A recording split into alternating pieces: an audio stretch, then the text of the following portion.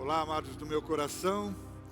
Nem seria preciso dizer das saudades que eu estou sentindo de todos vocês, e especialmente desse tempo que a gente está meio que distanciado aí, e aqueles momentos tão especiais de abraços carinhosos que nós costumamos trocar a cada encontro da gente, não é?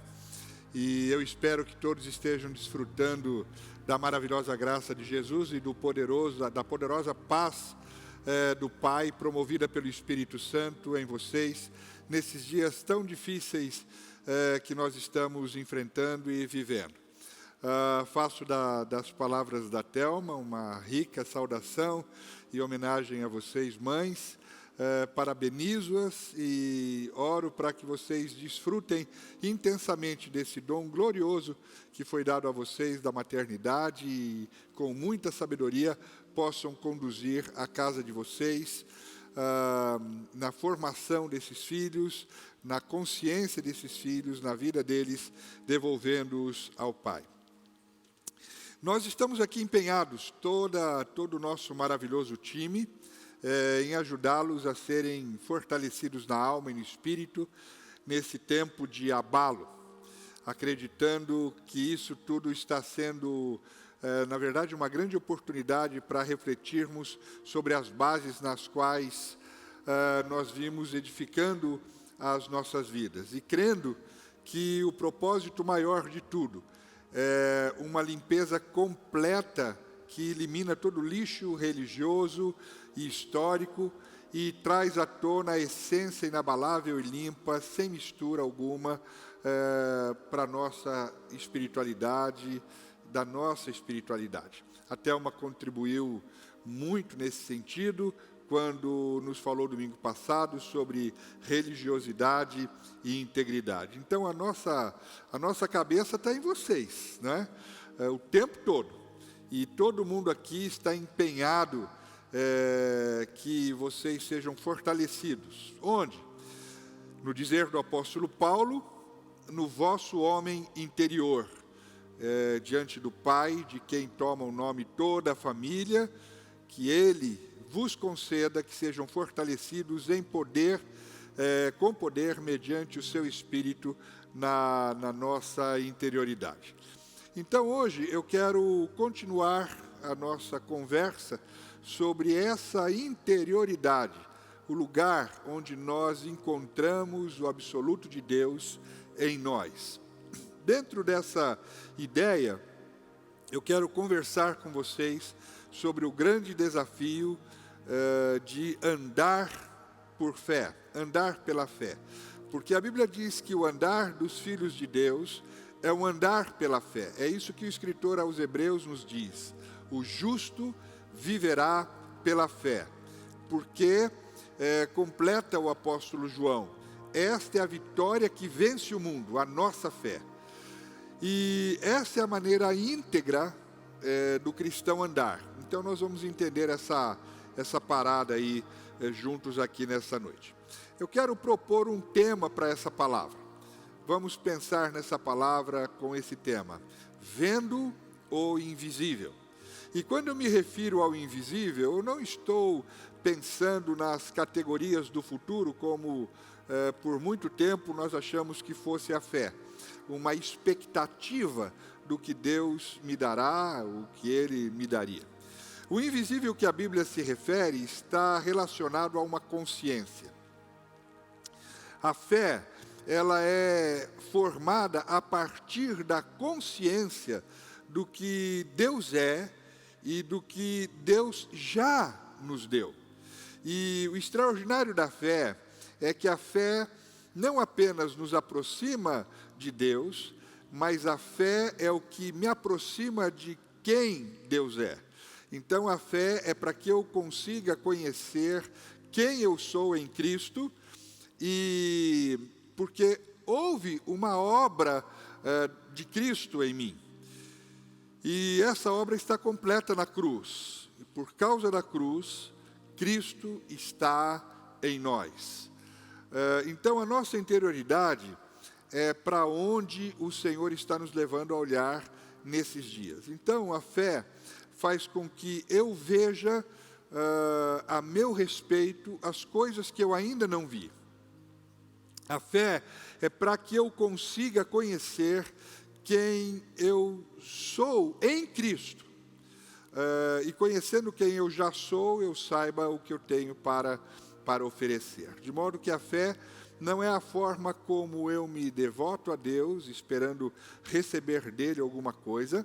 A fé é a forma de consciência que se estabelece em minha vida a partir do que eu conheço, daquilo que Deus é e daquilo que Deus já me deu. E isso faz toda a diferença na caminhada cristã. Com isso em mente, nós vamos ler o que o escritor de Hebreus diz na sua carta sobre andar em fé. Hebreus capítulo 10, verso 35 a 38, diz assim: Não abandoneis, portanto, a vossa confiança, que é a fé. Ela tem grande galardão. Com efeito, tendes necessidade de perseverança, para que, havendo feito a vontade de Deus, alcanceis a promessa. Porque ainda dentro de pouco tempo, aquele que vem, virá, e não tardará. E, todavia, o meu justo viverá pela fé. E se retroceder, nele não se compraz a minha alma. Nós, porém, não somos dos que retrocedem para a perdição. Somos, entretanto, da fé, para a conservação da alma. Então, o que a gente vê aqui é que a fé é uma caminhada. É uma caminhada com consciência e sem retrocesso. E então, eu fico olhando para todo esse tempo que a gente está vivendo e não consigo imaginar um tempo em que tenha sido tão requerido de nós um andar pela fé. No entanto, o maior desafio, a meu ver, é entender a fé. Por isso que o apóstolo Paulo disse aos romanos: não vos conformeis com este mundo, mas transformai-vos pela renovação da vossa mente. Na verdade, Paulo, quando disse isso, ele estava se referindo à nossa maneira de pensar. Porque a nossa maneira de pensar define a nossa maneira de agir, de proceder.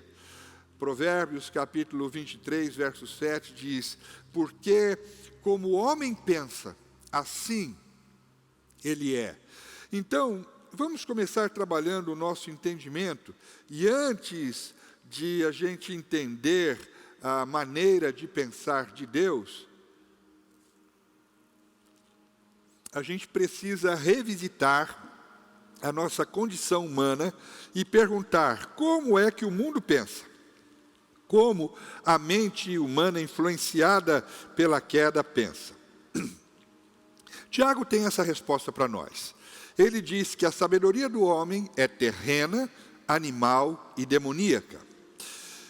É terrena porque a queda nos tirou do ambiente espiritual. O ambiente espiritual se chama eternidade. Então guarda isso no seu coração. A queda nos separou desse ambiente. É demoníaca porque todos nós, por ocasião da queda, nós perdemos a nossa identidade em Deus. E nós adquirimos a identidade da serpente. Então, depois da queda, o ser humano, todo ser humano, ele é sagaz. Como sagaz é a serpente, não é? Ou seja, ele vive exclusivamente voltado para si e para tirar proveito de coisas e situações para si. E é animal. E aí eu mudei a ordem, porque eu quero parar com você um pouco mais aqui para falar da mentalidade animal, que é a que predomina na mentalidade humana.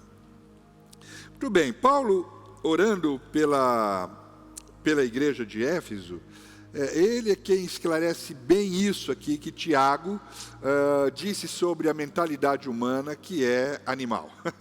Então, ele orando pela igreja, a igreja de Éfeso, para que a igreja compreendesse a dimensão do que Deus fez por ela e tem feito por ela, ele disse assim na sua carta, no capítulo 3, dos versos 17 a 19. Assim habite Cristo no vosso coração pela fé, estando vós arraigados e alicerçados em amor, a fim de poderdes compreender com todos os santos qual é a largura, o comprimento, a altura e a profundidade, e conhecer o amor de Cristo, que excede a todo entendimento, para que sejais, então, tomados de toda a plenitude de Deus. É uma palavra extraordinária, extremamente rica, e a gente precisa compreender alguma coisa sobre isso. Mas eu quero chamar a sua atenção, porque ao dizer isso, Paulo, eu quero destacar isso, né? Paulo, ele dá um detalhe interessante da nossa condição natural de pensar e de ver todas as coisas ao nosso redor. Ele chama a nossa atenção para dimensões geométricas, né? Ele fala aí das dimensões altura, ele fala da largura e ele fala do comprimento. E o que é a altura, largura e comprimento? É o universo que mensura os elementos visíveis. Então, é o mundo conhecido como o mundo tridimensional, onde a gente dimensiona as coisas materiais. Tudo que é visível, tudo que é tangível, tudo que é palpável, tudo que tem volume, vai ter uma medida mensurável, e é a medida da matéria. E o que é que a mentalidade animal, a nossa mentalidade animal, tem a ver com isso? A ciência humana afirma que nós somos animais racionais. Isso é a ciência que diz, não é? Então, ela estabelece aí uma diferença no mundo animal. Os animais irracionais são aqueles que não têm a capacidade de pensar, não têm raciocínio, agindo pelo instinto. Já os animais racionais são aqueles que têm a capacidade de pensar, usa do raciocínio da mente, a inteligência para chegar ao conhecimento, né? Aí fala da gente. E toda a ciência humana, ela é formada a partir de um tripé, que é a comparação, a observação e a dedução. Então, a ciência se faz disso: comparação, observação e dedução. E esse movimento é sempre voltado para o campo visível, não é? E ele é o padrão usado para dimensionar o visível, e é a lógica, né? O padrão para dimensionar o visível é a lógica. Mas por mais que o cientismo humano evolua, a ciência humana continua básica, animal, não é? Porque ela é conclusiva. O que faz a gente se desesperar, por exemplo, na vida, com o cônjuge, com o filho, ou com as circunstâncias, é exatamente o mundo visível, não é? É a lógica. Quando as coisas não batem, quando a lógica não nos dá uma segurança de que aquilo é da forma como nós estabelecemos, né? Ou as circunstâncias ao nosso redor, quando alguma coisa não tem lógica, quando aquilo que está acontecendo não está dentro dessas dimensões, então a gente se desespera. E é o mundo visível, a lógica, que faz isso, porque ela é desprovida do quê? De revelação. Então, Paulo vai dizer uma coisa extraordinária. Ele vai dizer que existe uma quarta medida, que é a profundidade. E ele vai falar, então, do nosso espírito. E os cientistas estão até hoje tentando descobrir o que é, na verdade, essa dimensão espiritual. Mas isso não é algo que se consiga descobrir naturalmente. Porque o espiritual é a experiência única dada aos filhos de Deus e é o movimento da cruz que foi feito e que, na verdade, reavivou o nosso espírito que estava morto em nossos delitos e pecados e nos reconectou ao eterno. Deus nos fez para ser a imagem do invisível absoluto. Então, Cristo nos trouxe de volta ao plano de Deus e nos tornou santos. Quem é santo? O santo é aquele que desce à profundidade. Ele penetrou o invisível, o intangível, e ali ele encontra o eterno que lhe traz a revelação. Agora, deixa eu abrir um parênteses aqui para falar sobre o eterno e a eternidade. Quem é o eterno? É o Espírito Santo. É o Espírito Santo que nos foi dado, e ele foi derramado sobre nossas vidas, e ele habita em nós. E o que é a eternidade? Na nossa cabeça, a eternidade é um tempo que dura muito, não é? Então, nós vamos passar a eternidade com Deus, zilhões de dias. Tem gente que pensa lá que o céu é um resort que vai durar um tempo sem fim. E não é isso, né? Deixa eu explicar. Por que a gente contar o tempo? De onde vem essa medida de tempo? Como é que a gente conta a nossa existência? A gente não começou contando, a gente começou contando dias. O intervalo da noite é um intervalo de escuridão num tempo, um tempo de ignorância. A palavra de Deus diz que a vida do justo, do homem que vai brilhando mais e mais até se tornar dia perfeito. E o tempo de meio-dia. O que é que caracteriza o tempo de meio-dia? É aquele momento de sombra, né? A Bíblia, quando fala sobre isso, ela está se referindo à revelação do eterno. As coisas ficam absolutamente claras, não é? Por isso que o salmista diz: agora que eu entendi a eternidade da tua vontade a meu respeito, dia e noite para mim são a mesma coisa, porque para o Senhor até a mais escura noite é como o claro dia.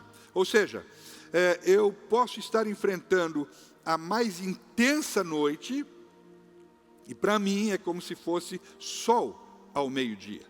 Ou então, quando o salmista diz: o choro, a tristeza pode durar uma noite, mas a alegria vem pela manhã. Por quê? Só há tristeza quando há falta de revelação. Só há tristeza enquanto há ignorância. A partir de que a revelação acontece, de que há revelação para nós da vontade de Deus, não há mais tristeza. E aí não há mais ignorância.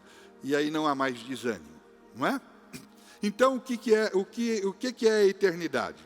A eternidade é a revelação do eterno. Então, estar com Deus na eternidade é viver um dia ao meio-dia, uma intensidade de revelação que não acaba, e que é removido do meu coração toda a preocupação da minha alma quanto ao amanhã, porque não há mais expectativa. O homem espiritual, o santo, o justo, o visível para ele é relativo. E por quê? Porque ele penetrou na profundidade do seu ser, e ele teve ali um encontro com a verdade. E esse homem, essa mulher espiritual, ele tem agora a mente de Cristo, ou seja, ele pensa com as categorias do pensamento de Cristo, que é a fé. De modo que eles não podem ser confundidos, porque enquanto as coisas estão acontecendo na aparência, na sua aparência, para ele o absoluto é a revelação. Para ele o absoluto é a vontade de Deus revelada. Para ele o absoluto é a palavra de Deus. Paulo diz que ele não vê mais ninguém segundo a carne. Então essa pessoa pode enfrentar o que for, porque quando ela olha, ela não procura mais nada do que é aparente ao seu redor.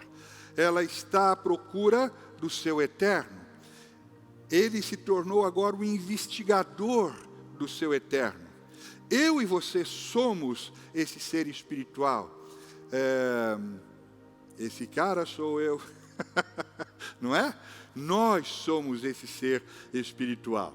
O homem espiritual, ele compreende todas as coisas na sua dimensão agora eterna, ou seja, não passa nada por você desapercebidamente, sem revelação, porque você está ligado em tudo.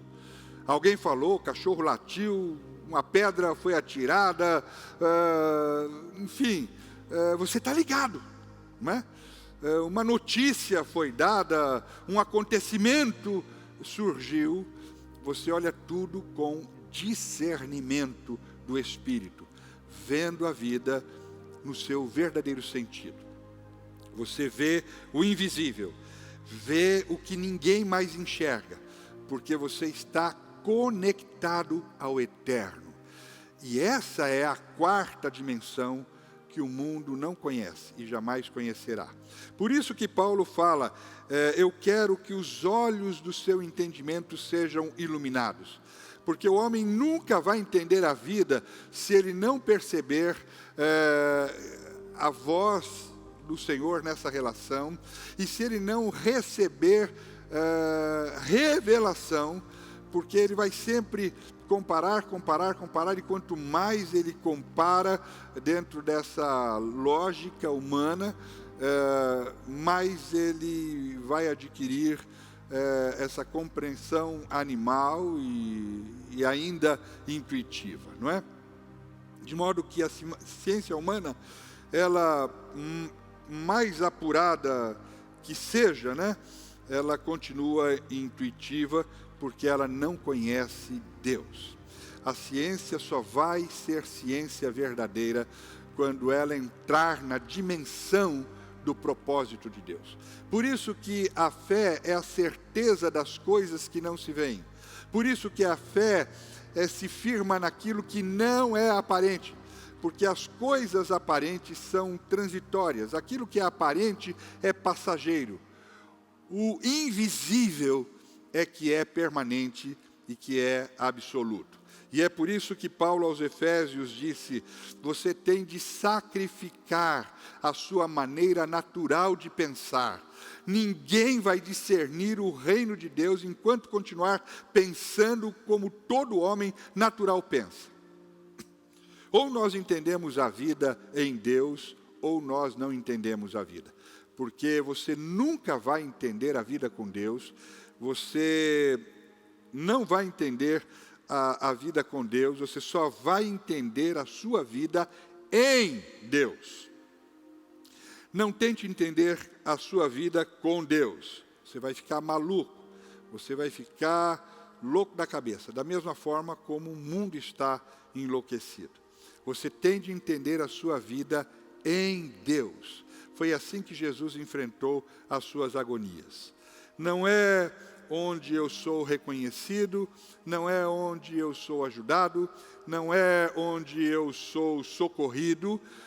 Não foi isso que fez Jesus enfrentar as suas agonias e vencer todas as coisas como venceu. Mas foi a certeza de quem era o seu Pai. Por isso que ele disse, quando você descer lá nos porões da sua alma, quando você descer lá na sua interioridade, você vai encontrar lá o seu Pai e não o seu Deus. E você vai entender o sentido da vida. Então, eu encerro dizendo: a fé é a forma de entendimento que se apropria da minha vida a partir da revelação do amor de Deus. E o amor de Deus, ele revela que ele me amou como um filho. E ele me deu a vida do filho.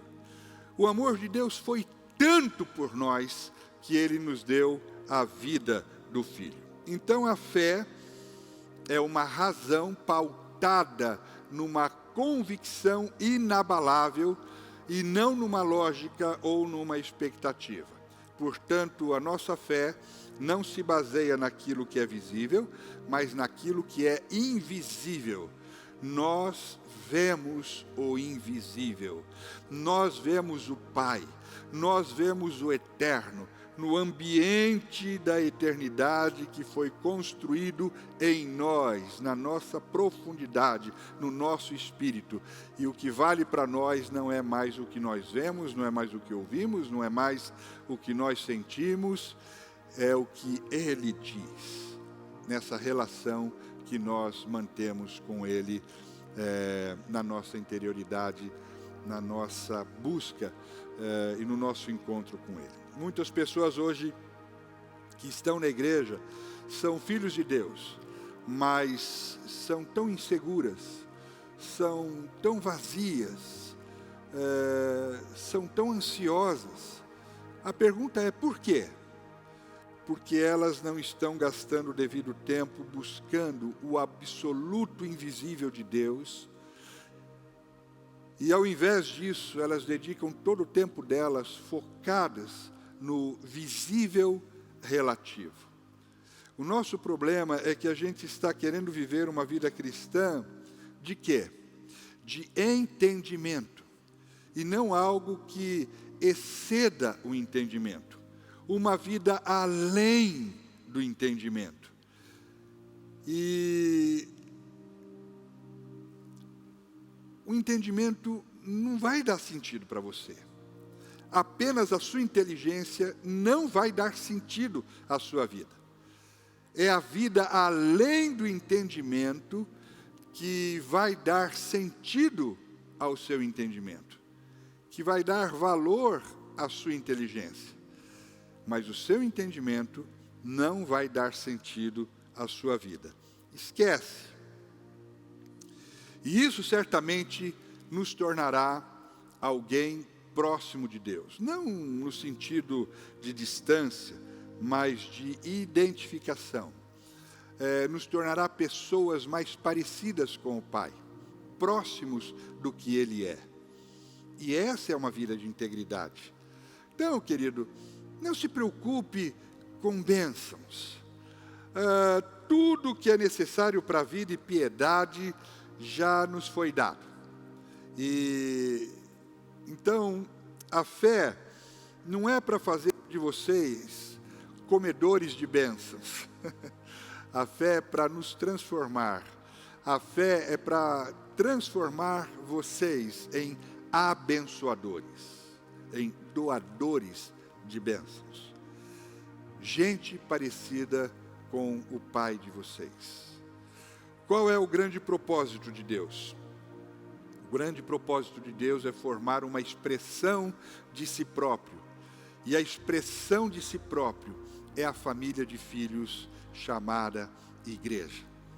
Então, hoje eu chego aqui em nome de Jesus e movido pelo Espírito Santo a dizer para você e desafiá-lo. Ocupe-se em renovar o seu entendimento.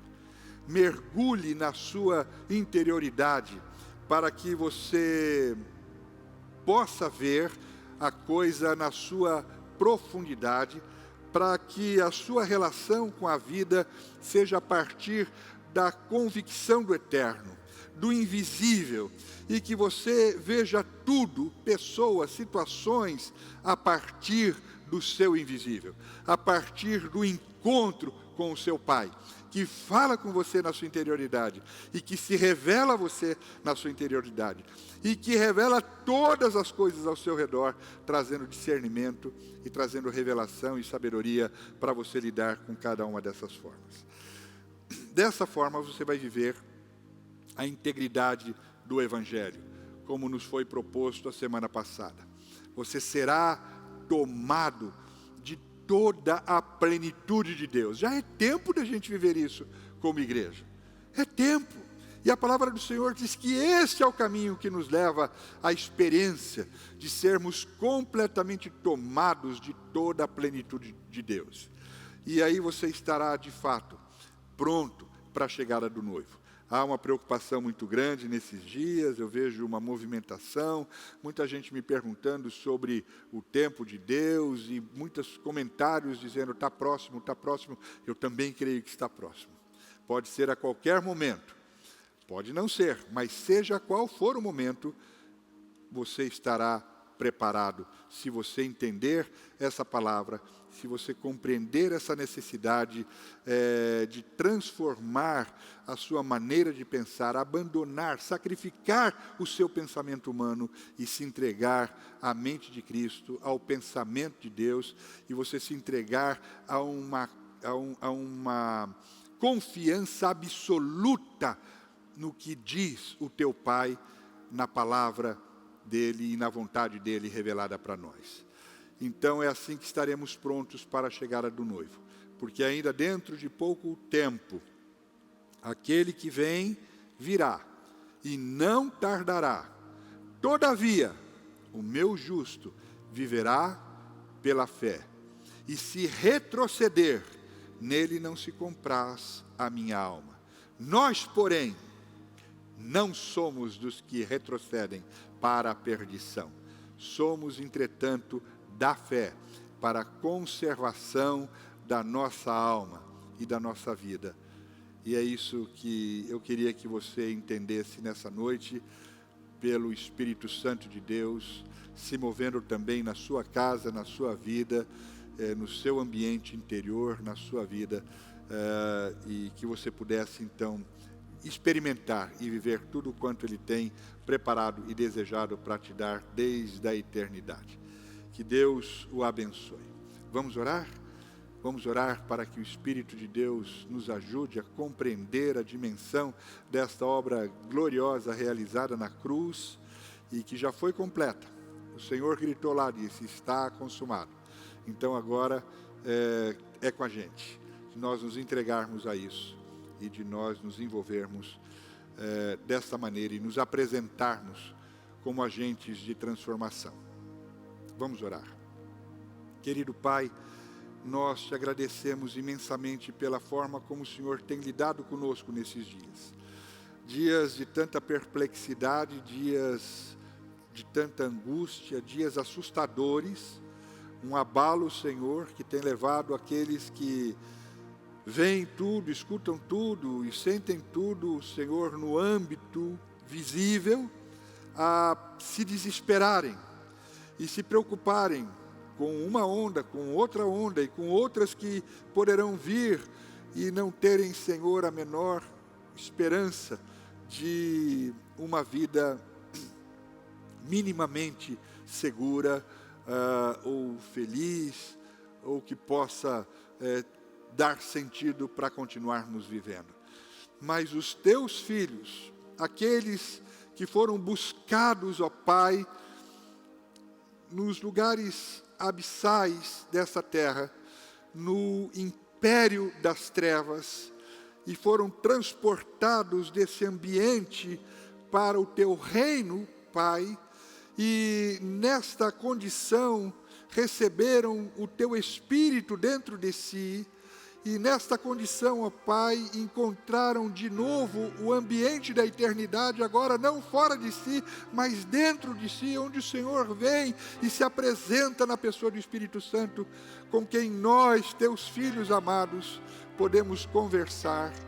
Ó Deus, nesta dimensão extraordinária, nesta quarta dimensão, nesta dimensão que o mundo não conhece, e ali o Senhor trata conosco, ali o Senhor nos acalma, ali o Senhor nos instrui, ali o Senhor nos enche de sabedoria e dá-nos a revelação de cada situação à volta de nós, e com discernimento podemos, ó Pai, caminhar seguros, porque lâmpada para os nossos pés é a Tua palavra, e luz intensa para o nosso caminho, de modo que nós não tropeçaremos e nós não ficaremos paralisados pelo medo ou pela ignorância no mundo em trevas.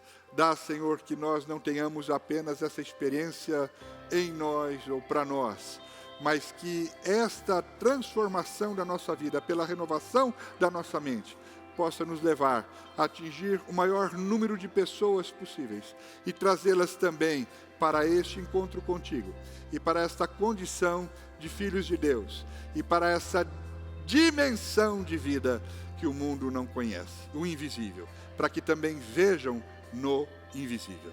Que o Senhor abençoe a tua casa, abençoe os teus filhos, abençoe a Ágape, Igreja do Amor, e toda a tua igreja espalhada na face da terra.